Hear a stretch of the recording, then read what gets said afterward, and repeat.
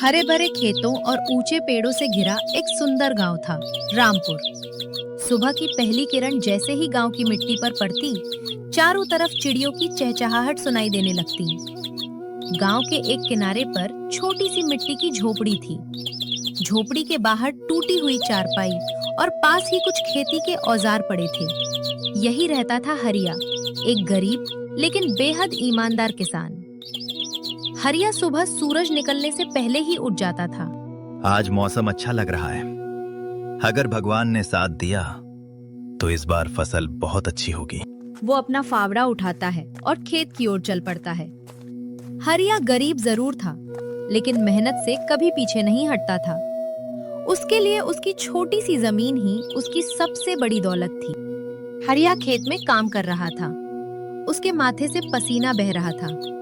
कुछ देर बाद वो रुककर अपनी फसल को देखता है।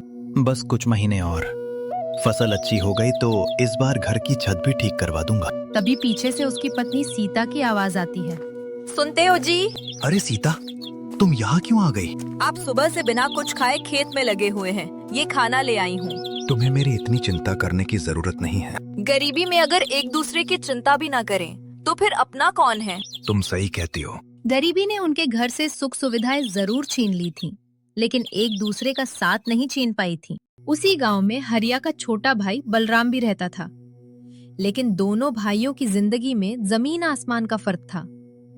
बलराम ने कुछ साल पहले अनाज का व्यापार शुरू किया था। किस्मत ने उसका साथ दिया और उसका व्यापार तेजी से बढ़ता चला गया। अब उसके पास बड़ी हवेली, कई गोदाम और बहुत पैसा था। हवेली के आंगन में बलराम अपने मुनीम के साथ बैठा हिसाब किताब कर रहा था। मालिक, इस महीने हमारे गोदाम में अनाज पिछले महीने से दुगना हो गया है। अच्छा है, जितना ज्यादा अनाज हमारे पास होगा उतना ही ज्यादा मुनाफा होगा। लेकिन मालिक, गांव में कई गरीब परिवारों के पास खाने तक के लिए पैसे नहीं है। मुझे गांव वालों की गरीबी से क्या लेना देना? लेकिन मालिक, मुनीम जी, व्यापार दया से नहीं चलता। पैसा कमाना है तो दिल नहीं, दिमाग इस्तेमाल करना पड़ता है। मुनीम चुप हो जाता है। शाम के समय हरिया बाजार से लौट रहा था। रास्ते में उसकी मुलाकात बलराम से हो जाती है। अरे हरिया, कहाँ से आ रहे हो? खेत से। तुम्हारी हालत देखकर लगता है खेत तुम्हें कुछ देता ही नहीं। खेत कम देता है भाई, लेकिन मेहनत करने वाले को खाली हाथ भी नहीं लौटाता। तुम अभी भी वही पुरानी बातें करते हो और तुम अभी भी पैसे पर बहुत भरोसा करते हो। क्यों ना करूं? आज मेरे पास पैसा है, जमीन है, गोदाम है। मुझे किसी के सामने हाथ फैलाने की जरूरत नहीं। पैसा अच्छी चीज है भाई, लेकिन वक्त से बड़ा नहीं। वक्त? मेरा वक्त कभी खराब नहीं होगा। ये बात समय ही तय करता है। बलराम बिना जवाब दिए आगे बढ़ जाता है। कुछ दिन बीत गए। गांव में फसलें तेजी से बढ़ रही थीं। किसानों के चेहरों पर खुशी थी। लेकिन एक शाम अचानक आसमान का रंग बदलने लगा। काले बादल पूरे आसमान में छा गए। ये बादल कुछ ठीक नहीं लग रहे। हरिया, जल्दी घर चलो, बहुत तेज बारिश आने वाली है। तुम घर जाओ, मैं फसल को देख कर आता हूँ। अचानक बिजली चमकती है। इतनी बड़ी बारिश में खेत में मत रुकना। अगर मैं अभी चला गया और फसल को कुछ हो गया तो हमारी सारी मेहनत खत्म हो जाएगी। ठीक है, लेकिन जल्दी वापस आना। सीता चली जाती है। कुछ ही मिनटों में तेज बारिश शुरू हो जाती है। हे भगवान, मेरी मेहनत को बचा लेना। बारिश और तेज हो जाती है। खेत में पानी भरने लगता है। हरिया की आंखों के सामने उसकी महीनों की मेहनत बर्बाद हो जाती है। वो बारिश में खड़ा रह जाता है। उस रात सिर्फ हरिया का खेत ही नहीं डूबा था, उसके साथ उसके परिवार की उम्मीदें भी पानी में बह गई थीं। सुबह गांव का नजारा बदल चुका था। कई खेत पानी में डूबे हुए थे। किसानों के चेहरे पर मायूसी थी। हरिया अपने खेत के बीच खड़ा बर्बाद फसल को देख रहा था। हरिया कोई जवाब नहीं देता। हिम्मत मत हारो, भगवान ने चाहा तो सब ठीक होगा। सीता, इस बार हमारे पास खाने तक का अनाज नहीं बचा। तो क्या हुआ, हम भूखे रह लेंगे, लेकिन हिम्मत नहीं हारेंगे। तुम्हारे अंदर इतनी हिम्मत कहाँ से आती है? आपसे सीखी है। दोनों एक दूसरे को देखते हैं। उधर बलराम अपने बड़े गोदाम के सामने खड़ा था। उसका गोदाम सुरक्षित था।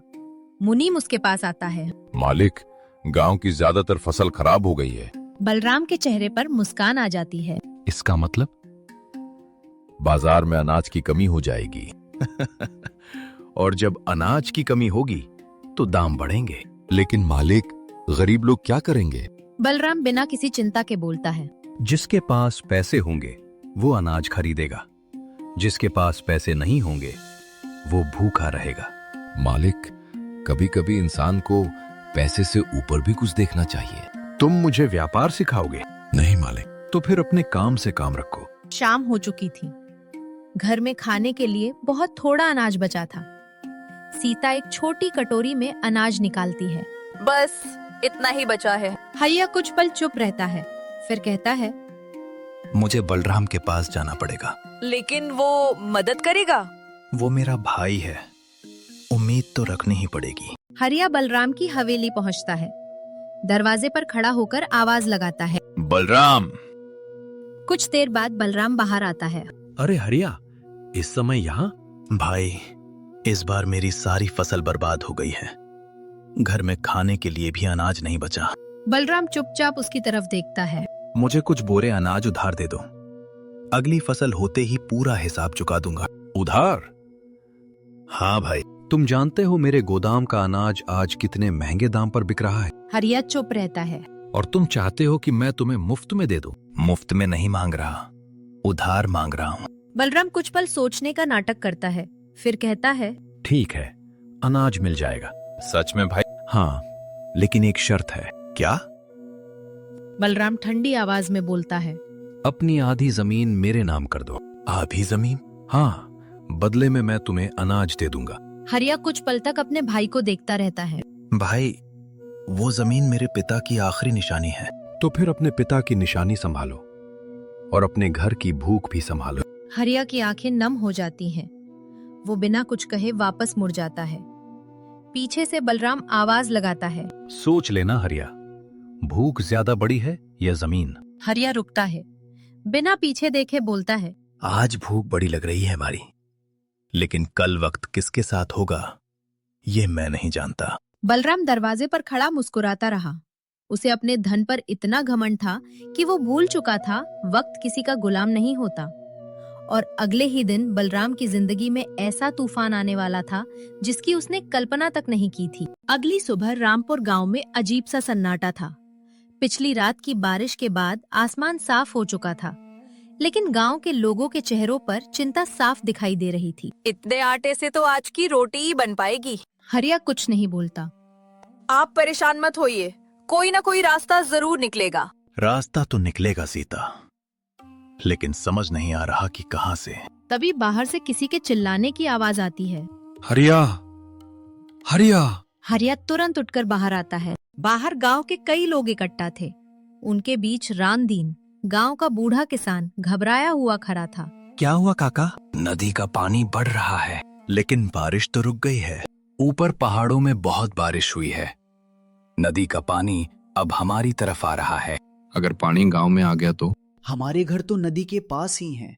सब लोग पहले बच्चों और बूढ़ों को ऊंची जगह पर ले जाओ। लेकिन अनाज और सामान? जान बची तो सामान फिर आ जाएगा। हरिया खुद मुसीबत में था, लेकिन उसने अपनी परेशानी भूलकर पूरे गांव की मदद करना शुरू कर दिया। उधर बलराम अपने गोदाम में बैठकर अनाज के बोरे गिन रहा था। मुनीम, आज बाजार में भाव कितना चल रहा है? मालिक, अनाज की कमी के कारण भाव बहुत बढ़ गया है। बहुत अच्छा, आज एक भी बोरा पुराने भाव में नहीं बिकेगा। तभी एक नौकर भागता हुआ अंदर आता है। मालिक, नदी का पानी बढ़ रहा है। तो पानी अगर इसी तरह बढ़ता रहा तो? अचानक बाहर तेज आवाज आती है। गोदाम की पिछली दीवार के पास पानी का तेज बहाव टकराता है। बलराम का चेहरा बदल जाता है। ये पानी यहाँ तक कैसे आ गया? मालिक, हमें गोदाम खाली करना चाहिए। बलराम तुरंत अपने मजदूरों को आदेश देता है। सारे बोरे ऊपर वाले कमरे में ले जाओ। कुछ ही घंटों में नदी का पानी गांव के निचले हिस्से में घुस गया। लोग अपने घर छोड़कर ऊंची जगहों की तरफ भागने लगे। हरिया पानी की तरफ जाने लगता है। हरिया, वापस आ जाओ। अभी बहुत लोग नीचे फंसे हैं। लेकिन आपकी जान को खतरा है। अगर मैं अपनी जान के डर से किसी की मदद नहीं करूंगा तो मेरी जिंदगी का मतलब ही क्या है? उधर पानी अब बलराम के गोदाम तक पहुंच चुका था। मालिक, नीचे का सारा अनाज खराब हो जाएगा। नहीं, किसी भी कीमत पर इसे बचाओ। मालिक, पानी बहुत तेज है। अचानक पानी का तेज बहाव गोदाम के अंदर घुसता है। कई बोरे पानी में गिर जाते हैं। मालिक, पहले अपनी जान बचाइए। बलराम पहली बार डर जाता है। जिस अनाज को बलराम ने गरीबों से छिपा कर रखा था, वही अनाज अब पानी में बह रहा था। जिस पैसे पर उसे घमंड था, वो पैसा उसके किसी काम नहीं आ रहा था। बलराम घबराकर चिल्लाता है, कोई है? मुझे यहाँ से बाहर निकालो। लेकिन आसपास कोई नहीं था। सारे मजदूर सुरक्षित जगह की तरफ जा चुके थे। बलराम अकेला रह गया था। वो पहली बार समझ रहा था कि पैसा हर मुसीबत को नहीं खरीद सकता। तभी हरिया को दूर से किसी की आवाज सुनाई देती है। बचाओ, कोई मुझे बचाओ। ये तो बलराम की आवाज है। वो तुरंत उस दिशा में जाने लगता है। हरिया बलराम को बचा लेता है। आखिरकार दोनों एक ऊंचे स्थान तक पहुंच जाते हैं।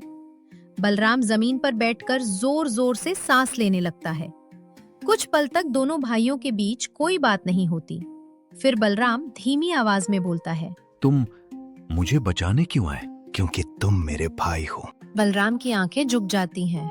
मुसीबत में रिश्ते में तोले जाते बलराम। बलराम के पास कोई जवाब नहीं था। बलराम की जान तो बच गई थी, लेकिन उसकी दौलत नहीं। अगले दिन जब पानी कम हुआ, तब बलराम अपने गोदाम के सामने खड़ा था।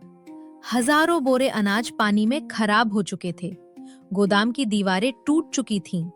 उसने अपने जीवन की सबसे बड़ी कमाई अपनी आंखों के सामने बर्बाद होते देखी। मुनीम धीरे से उसके पास आया। मालिक, बलराम चुप रहा। अब हमारे पास बेचने लायक बहुत कम अनाज बचा है। बलराम ने कोई जवाब नहीं दिया। तभी एक आदमी दौड़ता हुआ आया। बलराम जी, शहर से खबर आई है। क्या खबर है? आपके सबसे बड़े व्यापारी साझेदार आपका सारा पैसा लेकर भाग गया है। क्या? एक ही दिन में बलराम ने अपना अनाज खोया और अब उसका पैसा भी खतरे में था। लेकिन ये तो समय के खेल की शुरुआत मात्र थी। रामपुर गांव में बाढ़ का पानी धीरे धीरे उतरने लगा था, लेकिन बलराम की जिंदगी में मुसीबतों का पानी अभी भी बढ़ता जा रहा था। जिस हवेली में कुछ दिन पहले तक नौकरों की आवाजें और पैसों की गिनती सुनाई देती थी, वहां अब सन्नाटा था। बलराम अपने कमरे में बैठा था। सामने उसके व्यापार के कागज बिखरे पड़े थे। मुनीम उसके सामने खड़ा था। मालिक, मैंने शहर जाकर पूरी जानकारी कर ली है। क्या पता चला? आपके साझेदार ने कंपनी के सारे पैसे निकाल लिए हैं। लेकिन ऐसा कैसे हो सकता है? सारे कागज तो मेरे पास हैं। मालिक, उसने कुछ कागजों पर आपके हस्ताक्षर की नकल करके पैसे निकाले हैं। नहीं, ये नहीं हो सकता। सच यही है मालिक। मैंने जिंदगी भर मेहनत करके जो बनाया, वो एक झटके में कैसे खत्म हो सकता है? मालिक, आपने खुद ही तो कहा था, व्यापार में कुछ भी हमेशा का नहीं होता। बलराम के गोदाम में अनाज खराब होने के बाद गांव में खाने की समस्या बढ़ गई थी। अब हमारे पास खाने के लिए बहुत कम अनाज बचा है। शहर से अनाज आने में अभी कई दिन लगेंगे। तब तक हम क्या करेंगे?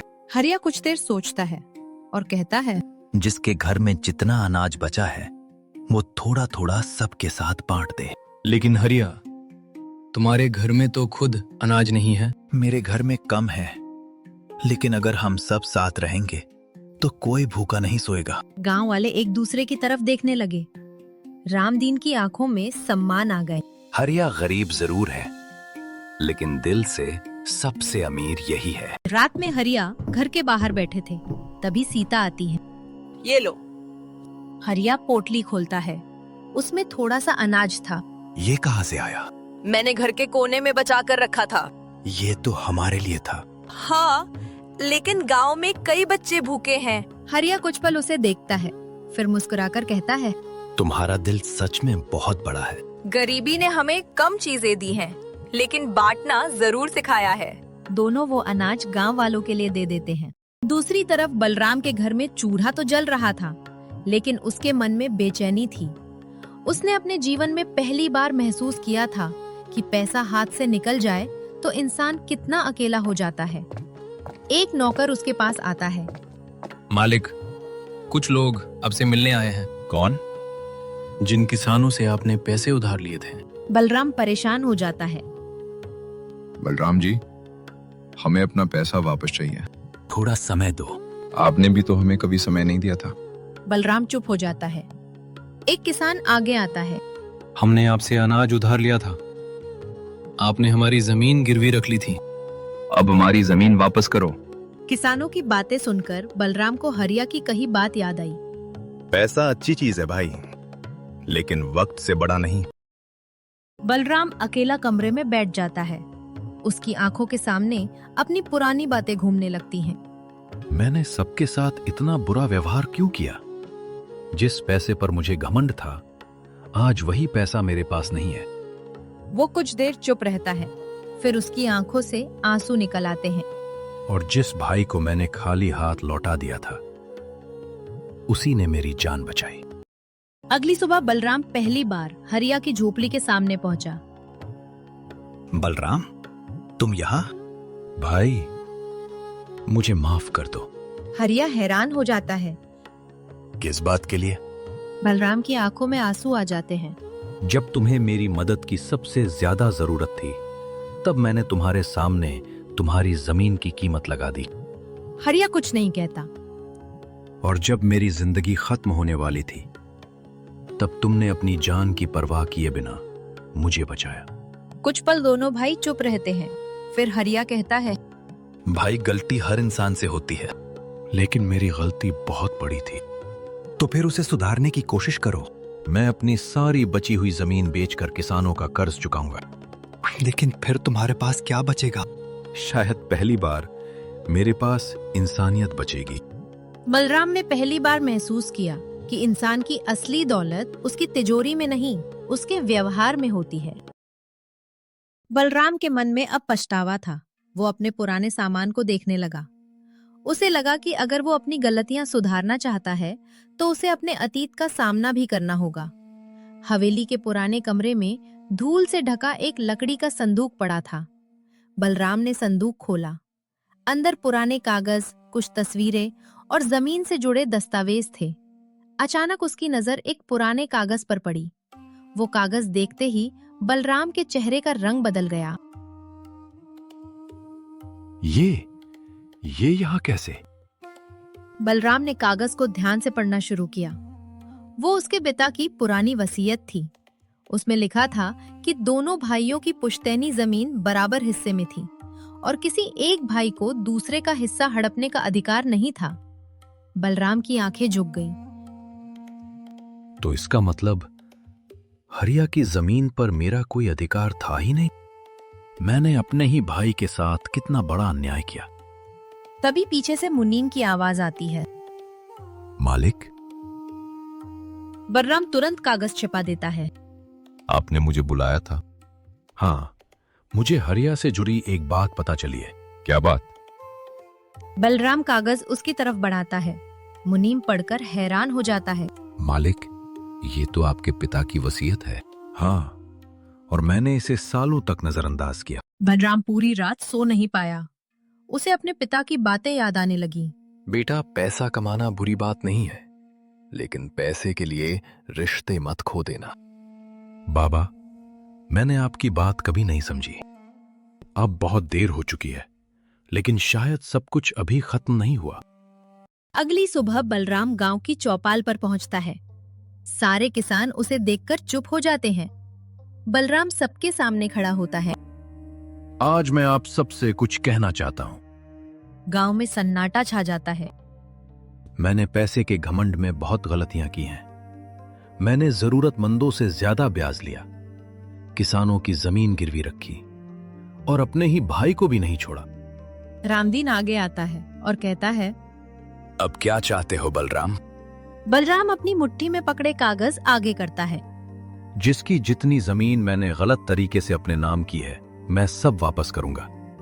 गांव वाले एक दूसरे का चेहरा देखने लगते हैं। सच? हाँ, और जिन लोगों से मैंने गलत तरीके से ज्यादा पैसे लिए हैं, उनका हिसाब भी दोबारा होगा। हरिया दूर खड़ा ये सब देख रहा था। उसके चेहरे पर हल्की मुस्कान थी। सभा खत्म होने के बाद बलराम हरिया के पास आता है। भाई, तुम्हारी जमीन के कागज भी मेरे पास हैं। आज से तुम्हारी जमीन पर मेरा कोई अधिकार नहीं। वो कागज हरिया के हाथ में रख देता है। हरिया की आंखें नम हो जाती हैं। तुमने ये फैसला सच में कर लिया? हाँ, और अगर तुम्हारे पास पैसा नहीं बचा तो फिर तुम्हारे साथ खेत में मेहनत करूंगा। तुम और खेत में काम? क्यों? क्या अमीर आदमी के हाथ में मिट्टी नहीं लग सकती? दोनों भाई पहली बार खुलकर हंसते हैं। कुछ महीने बीत गए। बलराम ने धीरे धीरे अपना व्यापार छोड़कर खेती शुरू कर दी। हरिया और बलराम साथ मिलकर खेत में काम करने लगे। गांव के लोग भी मिलजुल कर काम करने लगे। इस बार किसी के घर अनाज कम होता तो दूसरा परिवार उसकी मदद करता। लेकिन एक दिन गांव में शहर से एक बड़ा व्यापारी आया। वो हरिया और बलराम के खेतों को देखकर रुक गया। ये खेत किसके हैं? हम दोनों भाइयों के। इतनी अच्छी फसल मैंने पूरे इलाके में नहीं देखी। अगर आप दोनों चाहें तो मैं आपकी पूरी फसल शहर के बड़े बाजार में बेच सकता हूँ। हरिया और बलराम एक दूसरे को देखते हैं। लेकिन इस बार हम अकेले फायदा नहीं कमाएंगे। मतलब? इस बार पूरे गांव की फसल साथ जाएगी। पहली बार रामपुर के किसानों को उनकी फसल का सही दाम मिला। जिन किसानों के घर कभी चूल्हा मुश्किल से जलता था, उनके घरों में अब खुशियां लौटने लगी। बलराम ने गांव में एक बड़ा अनाज भंडार बनवाया। उसके बाहर एक बोर्ड लगाया गया, जरूरतमंद परिवारों के लिए अनाज बिना मुनाफे के। रामदीन बोर्ड पढ़कर भावुक हो जाता है। देखो, यही बलराम है। नहीं काका, ये वो बलराम नहीं है जिसे हम पहले जानते थे। तो फिर? ये वो बलराम है जिसे समय ने बदल दिया। कुछ समय पहले बलराम को लगता था कि पैसा ही सबसे बड़ी ताकत है, लेकिन समय ने उसे सिखा दिया था कि पैसा छिन सकता है, दौलत खत्म हो सकती है, जमीन हाथ से जा सकती है। लेकिन अगर इंसान के पास अच्छे रिश्ते और अच्छे कर्म हैं, तो मुश्किल समय में वही उसके काम आते हैं। एक शाम दोनों भाई खेत के किनारे बैठे सूरज को डूबते हुए देख रहे थे। भाई, हाँ? तुमने उस दिन मुझे बचाकर सिर्फ मेरी जान नहीं बचाई थी, तुमने मेरे अंदर के इंसान को भी बचा लिया था। शायद यही समय का खेल था। वक्त कभी किसी का नहीं होता। आज अगर आपके पास सब कुछ है तो घमंड मत कीजिए, और अगर आज आपके पास कुछ नहीं है तो निराश मत होइए, क्योंकि समय का पहिया कब घूम जाए कोई नहीं जानता।